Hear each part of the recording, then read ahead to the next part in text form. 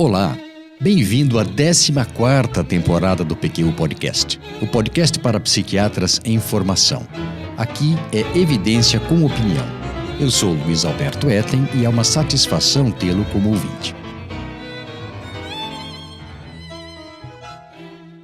Em maio de 2024, foi publicada no Canadian Journal of Psychiatry a atualização das diretrizes do CANMAT, Canadian Network for Mood and Anxiety Treatments, a rede canadense para tratamentos de transtornos de humor e de ansiedade. No episódio 2 do PQU Podcast, apresentei essas diretrizes, especificamente a parte que abordava o tratamento farmacológico da depressão unipolar, e recomendo que você, colega em formação, o escute, de novo ou pela primeira vez, pois nesse episódio aqui, irei complementar e não repetir o que falei naquele, que continua atual. Se aceitar essa sugestão, é possível que perceba como o PQU Podcast evoluiu nos seus 7 anos de existência. Não tanto no cuidado com o conteúdo, nossa marca registrada, mas na formatação geral. É até divertido escutar mais de 30 segundos de música de introdução antes do início dos trabalhos propriamente ditos. Pois bem, nesse episódio vou apresentar e comentar alguns aspectos da atualização do CANMAT 2016 em todas as suas vertentes. O artigo que apresenta essa atualização tem 47 páginas, sendo que apenas 4 delas listam referências selecionadas e separadas por seção do documento. É um texto agradável de se ler, com tabelas que sumarizam bem o que foi descrito de modo mais detalhado no texto e contém também 2 esquemas didáticos bastante úteis: o dos princípios gerais que norteiam a avaliação e o manejo de pacientes com transtorno depressivo maior e o de um algoritmo de tratamento sequencial para os casos de resposta insatisfatória ao tratamento inicial com antidepressivos. Ele contém também boxes de texto nos quais se destacam tópicos novos ou controversos. São 4. Um sobre nomenclatura dos medicamentos baseada em avanços da neurociência, outro sobre anedonia como alvo prioritário do tratamento, um terceiro sobre sintomas de descontinuação persistentes e um sobre antidepressivos tricíclicos e IMAL. Já na introdução, enfatiza-se que as recomendações têm como foco o cuidado individualizado dos pacientes com transtorno depressivo maior, isto é, levando em conta suas preferências, necessidades individuais e tratamentos anteriores. Colocações como esta são facilmente deixadas de lado quando nos aprofundamos nas diretrizes de tratamento. E é assim que alguns psiquiatras ficam com uma visão muito manualizada do tratamento farmacológico dos transtornos mentais. Portanto, atenção! A busca na literatura que subsidiou essa atualização focalizou-se em revisões sistemáticas e meta-análises, mas ensaios clínicos controlados publicados entre janeiro de 2015 e 31 de maio de 2023 também foram considerados. O texto foi mantido no formato pergunta-resposta. As recomendações que destacarei são as que têm maior nível de evidência, denominados no documento tratamentos de primeira linha. O PQU Podcast, agora na sua 14ª temporada, começou e segue sendo uma iniciativa independente do Vinícius e minha, que conta com a preciosa colaboração de Maria Clara Faleiros e Tiago Apolinário na produção de conteúdo. Breno Vettorassi, do estúdio Vira Disco, é quem capta o áudio e faz a edição final. E a equipe da Predicado Comunicação cuida da publicação, divulgação, manutenção do site e manutenção das redes sociais. Desde a temporada passada, contamos com o patrocínio da Clínica Elibré, onde se pratica a excelência em internações psiquiátricas. Além de equipe multiprofissional completa, conta com psiquiatra no serviço 24 horas por dia e facilita a comunicação do paciente com o profissional que o encaminhou para a hospitalização, já que é ele quem mais conhece sobre o caso. Você tem angústias na hora de internar um paciente? Sente tranquilidade ao indicar à família um lugar que garante tratamento de alta qualidade? Foi para resolver, com excelência, questões urgentes da psiquiatria que a Clínica Elibré foi criada. com gente que gosta de ciência e com gente que gosta de tratar gente. Pergunte às pessoas que já internaram, para os pacientes que já passaram por lá, ou venha você mesmo tirar suas próprias conclusões. Entre em contato pelo site elibre.com.br ou pelas nossas redes sociais. E fique claro desde já que essa apresentação visa estimular você, colega em formação, a ler o artigo original, que é muito bem escrito e até didático. É sério, não se contente com o que vou lhe contar. O texto é organizado em 8 questões abrangentes, subdivididas em tópicos. Primeira, quais os aspectos importantes na avaliação e no diagnóstico do transtorno depressivo maior? Que contém 6 tópicos. Segunda, quais são os princípios do manejo de depressão? Com 7. Terceira, como são escolhidos os tratamentos? Desmembrada em 15 itens. Quarta, qual o papel dos dispositivos digitais de saúde? Dividida em 5 partes. Quinta, como monitorar o tratamento? Com 4 tópicos. Sexta, o que deve ser feito quando o paciente melhora? Com 4 itens. Sétima, o que deve ser feito quando o paciente não melhora? Constituída de 8 partes. E a oitava, quando se deve usar tratamento por neuromodulação? Dividida em 4 tópicos. Bem completo, não? Como fiz no episódio 2 do PQU Podcast, das 53 perguntas que compõem esta atualização, escolhi algumas que considero mais relevantes para a prática clínica cotidiana, mas todas são muito bem elaboradas e bastante informativas. Antes do trabalho pesado, uma palhinha de outra dádiva do Canadá.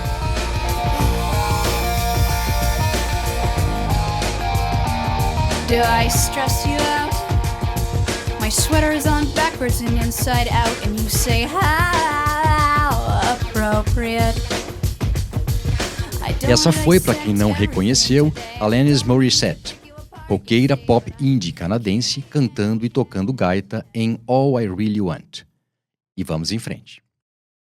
O ouvinte do PQU Podcast já sabe que qualquer tratamento começa com o diagnóstico.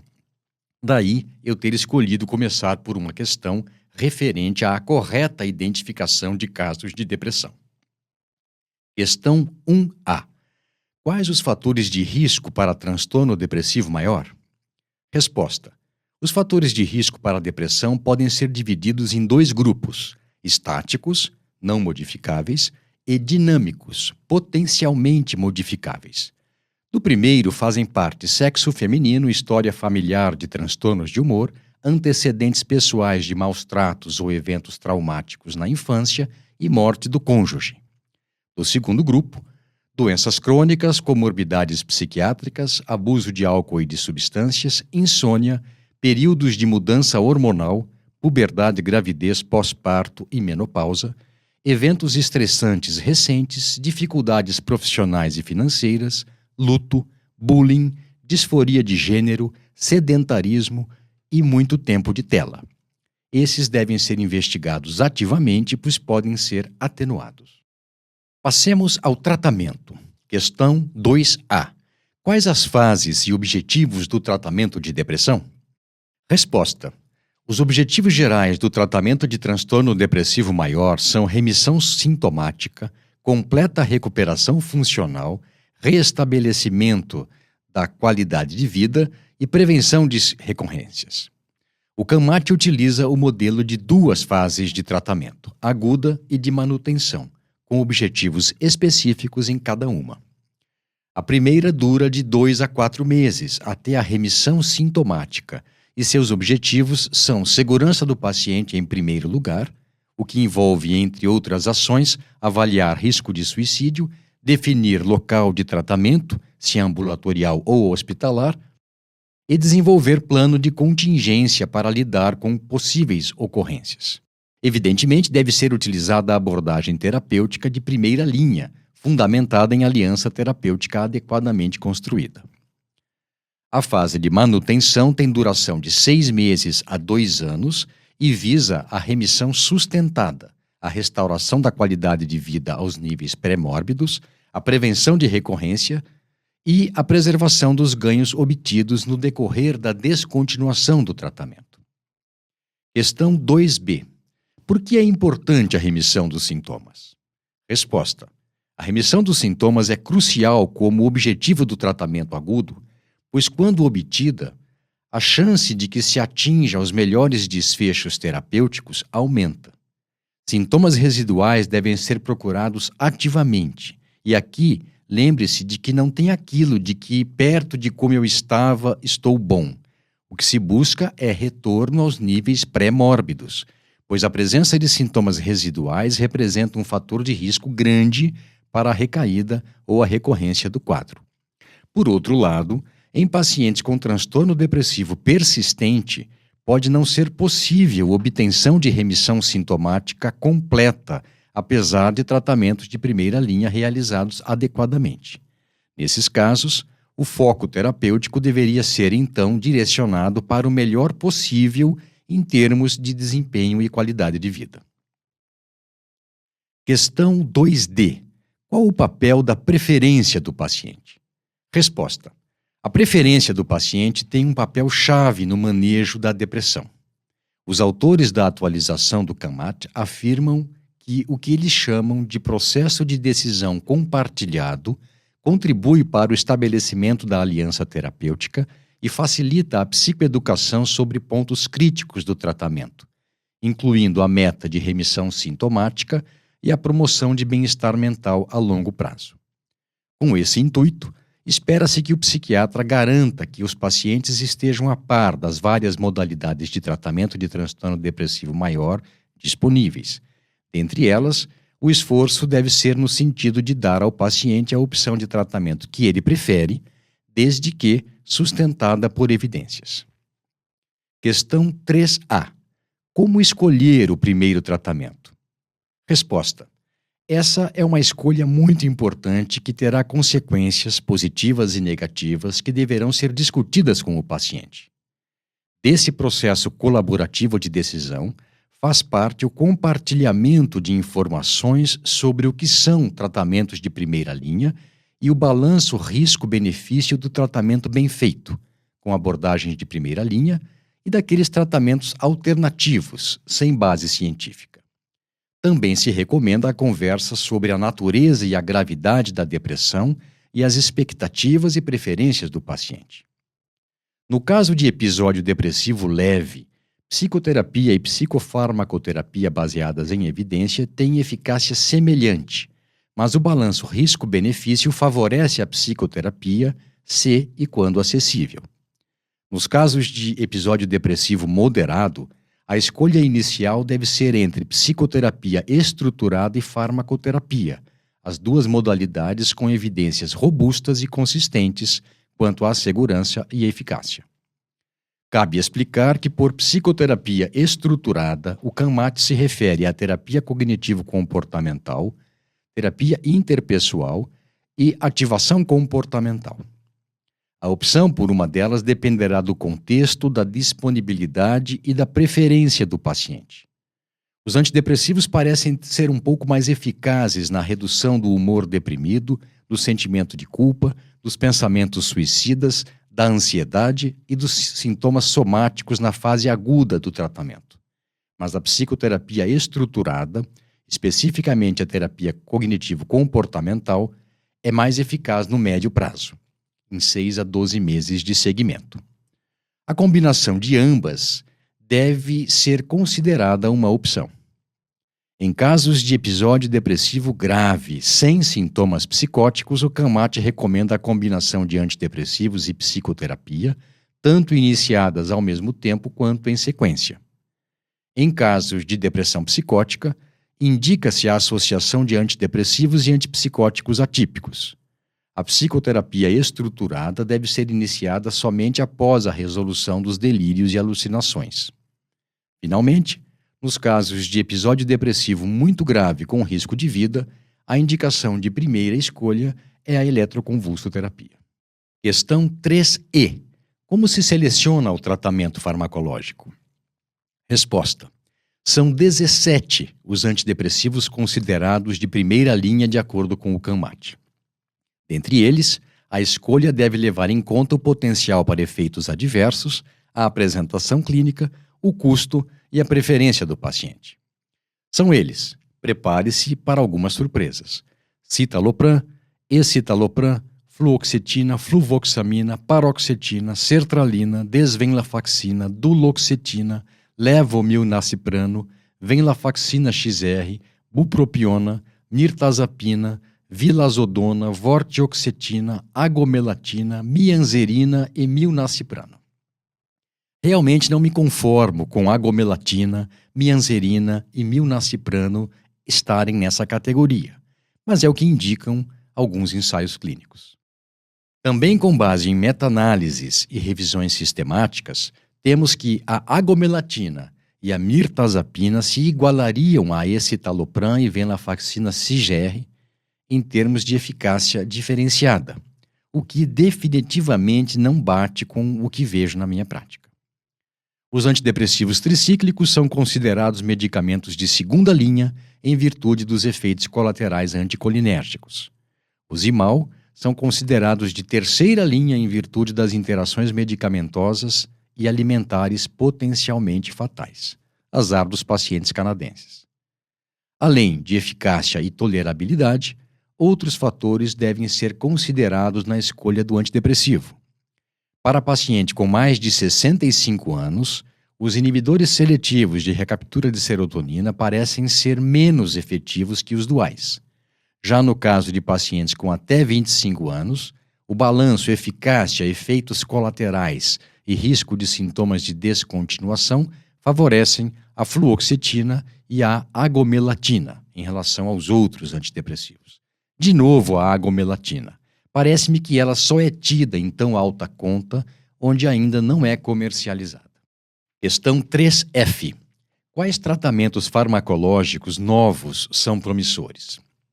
Resposta.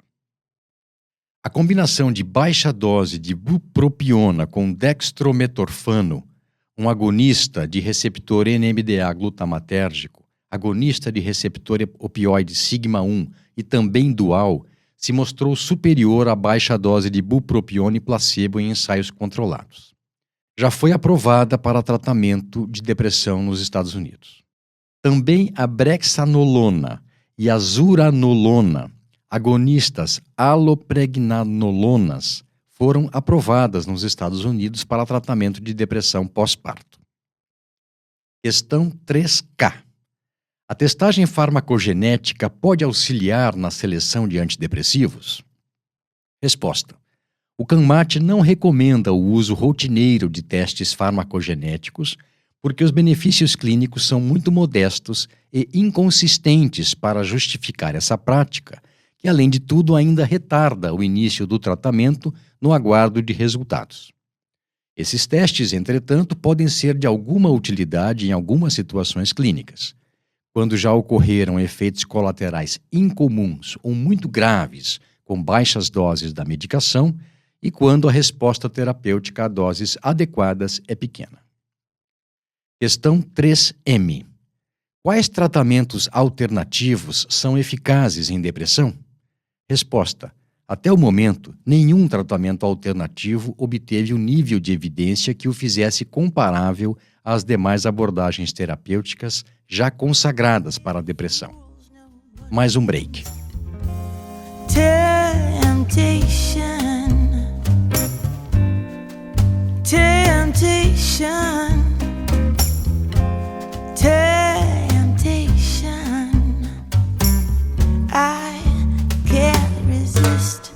Essa foi Diana Krall, pianista talentosa e elegante, dona de uma voz contralto suave, de quem sou fã, cantando Temptation. Vamos adiante. Para a próxima questão, sintetizei as respostas de seus vários subitens em uma resposta mais abrangente que desse conta de todo o conteúdo. Questão 4. Qual o papel das chamadas intervenções digitais de saúde? Resposta. Antes de falarmos do papel, a meu ver, crescente das intervenções digitais de saúde, especificamente em saúde mental, na nossa prática e na promoção de saúde mental da população, achei que gostaria de saber a que estamos nos referindo. Estamos falando de uma variedade de aplicativos, dispositivos e programas acessíveis por tablets e smartphones que se propõem a auxiliar na identificação precoce, no monitoramento, tratamento e prevenção de recorrências de depressão. A ideia é boa e nós, psiquiatras, juntamente com outros profissionais de saúde mental, provavelmente seremos a referência para orientar os pacientes sobre os riscos e benefícios e até mesmo sobre quais consideramos melhores. Já tem uma ideia formada sobre esse tema? Eu certamente não. E gostei do que li na atualização do CANMAT. Lá foi feita uma avaliação ponderada e sensata da situação e do que nos espera num futuro próximo. As potencialidades das intervenções digitais incluem permitir acesso ao tratamento em situações e lugares convenientes ao usuário, prover feedback em tempo real para o usuário e personalização de intervenções para populações específicas e em diferentes línguas. Portanto, não há como negar que elas poderão se tornar um recurso que complemente e colabore para a construção de sistema de saúde mental mais engajado e acessível. Entretanto, como costumamos dizer aqui no PQU, o futuro ainda não chegou e temos vários desafios pela frente. Por exemplo, poucos desses aplicativos e programas foram rigorosamente avaliados em termos de eficácia e segurança em amostras clínicas, e a privacidade dos dados é uma questão preocupante, pois ainda não são adequadamente garantidas. Das dezenas de milhares de intervenções digitais disponíveis comercialmente nos dias de hoje, muito poucas foram desenvolvidas sobre estrutura baseada em evidências e menos ainda foram submetidas a ensaios clínicos com amostras da população-alvo. E cá entre nós, também precisamos ser realistas e pensar que muitos desses aplicativos visam lucro, bom resultado financeiro, o que não necessariamente significa benefício para quem precisa. Além disso, o engajamento do usuário com essas intervenções digitais costuma diminuir com o passar do tempo. Menos de 1/3 de indivíduos com depressão continuaram se valendo delas depois de 6 semanas. Também não nos esqueçamos de que, se pode haver benefícios com o uso dessas intervenções digitais, pode também haver danos em potencial. Um exemplo: o monitoramento diário do humor pode exacerbar a sintomatologia depressiva e aumentar sua saliência em pessoas que estigmatizam a si próprias ou que não tenham ainda elaborado o diagnóstico de um quadro depressivo. Outro: o acompanhamento por uma central de suporte pode colocar em risco a privacidade da pessoa na medida em que ela compartilha com um desconhecido informações não só pessoais como também de pessoas próximas. Os programas de intervenção digital podem ser guiados ou não guiados. Os guiados oferecem algum suporte, variável em termos de disponibilidade e capacitação do pessoal, enquanto os não guiados são programas em que o usuário fica por conta própria. Em geral, eles são de fácil manejo, mas bastante superficiais e até grosseiros nas avaliações. Na atualização do CANMAT, há uma tabela com exemplos de plataformas digitais direcionadas ao monitoramento de depressão e do seu tratamento, guiadas e não guiadas. Questão 6A. O que e como fazer para manter a remissão? Resposta: no caso de psicoterapia, recomenda-se a intensificação das sessões com o intuito de preservar o progresso adquirido e encorajar estratégias para manter a remissão. Do mesmo modo, deve-se otimizar a farmacoterapia e investir na adesão ao tratamento como fator de sustentação da remissão. O CANMAT sugere que se oriente o paciente quanto à aquisição de hábitos e estilos de vida saudáveis, pois seriam mais uma linha de defesa da remissão obtida. Realizar atividade física regular, evitar excessos, seguir dieta saudável e cultivar medidas de higiene do sono. Questão 6B. Como prevenir recorrências? Resposta: o objetivo maior da fase de manutenção do tratamento antidepressivo é a prevenção de recorrências. O CANMAT afirma, com base em evidências de boa qualidade, que tanto psicoterapia quanto antidepressivos são eficazes na prevenção de recorrências. É citado o artigo de Robert DeRubeis, da Universidade da Pensilvânia e colaboradores, publicado no JAMA Psychiatry em março de 2020, em que os autores relatam o que aconteceu com 292 adultos com transtorno depressivo recorrente que se recuperaram na fase 1 de ensaio clínico randomizado multicêntrico e que foram alocados em 2 grupos, tratamento de manutenção ou interrupção do tratamento. O resultado foi inequívoco. Os que continuaram tomando a medicação tiveram menos recorrência, independentemente de terem sido tratados anteriormente somente com antidepressivos ou com antidepressivos e terapia cognitivo-comportamental.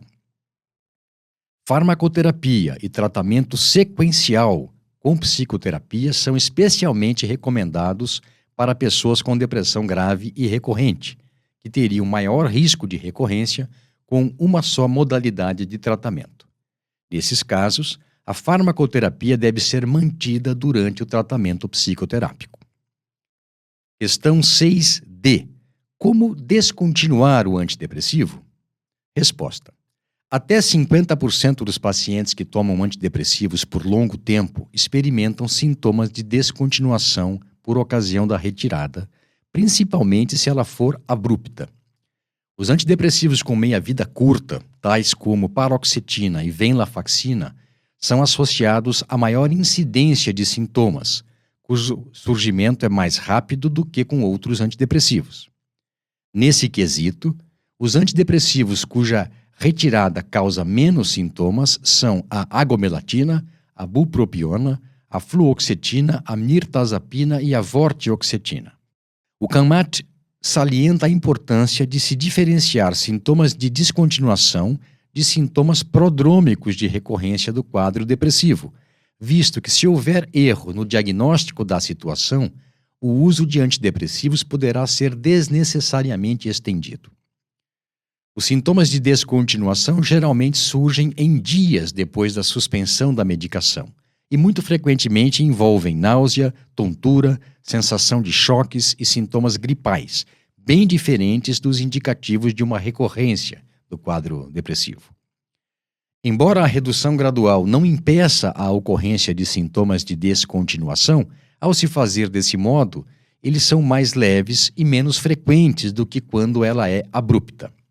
Mais uma pausa. For all those times you stood by me, for all the truth that you made me see, for all the joy you brought to my life, for all the wrong that you made right, for every Essa foi Celine Dion, a diva, com essa voz potente e madura, cuja performance na abertura das Olimpíadas de Paris foi para mim seu ponto alto. Emocionante mesmo.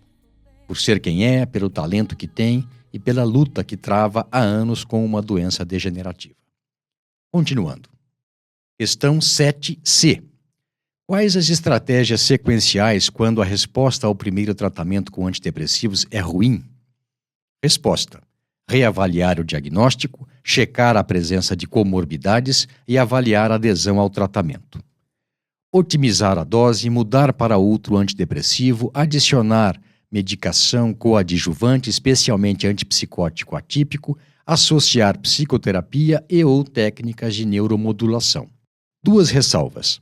Primeira, vários estudos mostraram que não há diferença no desfecho se a substituição do primeiro antidepressivo for por outro da mesma classe ou de uma classe diferente. O Tiago percebeu e me pediu que sinalizasse para o colega em formação que essa afirmação se contrapõe a uma recomendação que vemos com frequência de que se tentasse antidepressivo de outra classe quando a tentativa com um primeiro não deu certo.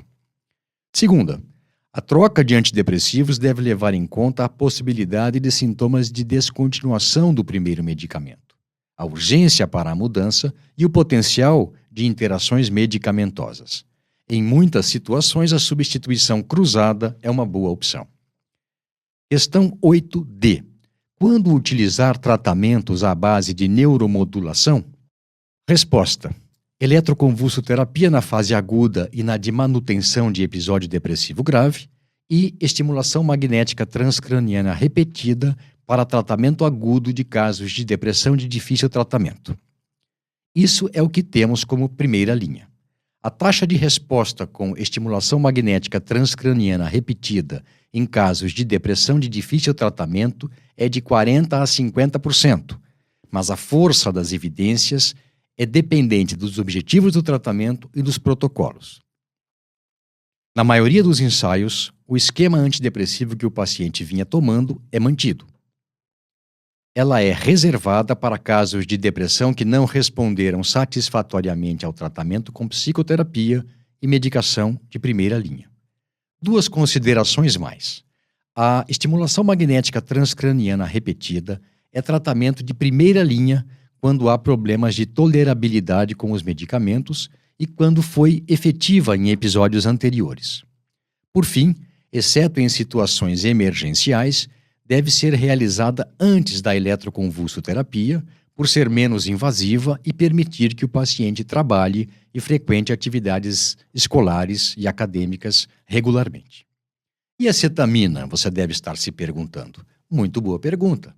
Ela e a escetamina aparecem nas perguntas 7F e 7G, onde constam como segunda linha de tratamentos coadjuvantes em depressão de difícil tratamento e onde se diz que elas possuem rápido efeito antidepressivo e agudamente aliviam ideação suicida. Entretanto, por conta de efeitos colaterais, problemas de acessibilidade e necessidade de equipe especializadas, elas foram alocadas em recomendações de segunda linha. Você tem angústias na hora de internar um paciente? Sente tranquilidade ao indicar à família um lugar que garante tratamento de alta qualidade? Foi para resolver, com excelência, questões urgentes da psiquiatria que a clínica Elibré foi criada. Com gente que gosta de ciência e com gente que gosta de tratar gente. Pergunte às pessoas que já internaram, para os pacientes que já passaram por lá, ou venha você mesmo tirar suas próprias conclusões. Entre em contato pelo site elibre.com.br ou pelas nossas redes sociais. Muito bem, com isso chegamos ao fim desse episódio do PQU Podcast, no qual apresentei parcialmente a atualização das diretrizes do CANMAT para tratamento de adultos com transtorno depressivo e fiz alguns comentários. Reitero aqui que é uma referência que vale a pena ser lida criticamente e discutida por todo psiquiatra. Um abraço e até a próxima. Você ouviu mais um episódio do PQU Podcast. Acesse nosso site pqpodcast.com.br, onde encontrará todos os episódios já publicados, com as respectivas referências organizados por data, autor e sessão. Também estamos no Instagram e no YouTube. Agradecemos sua atenção.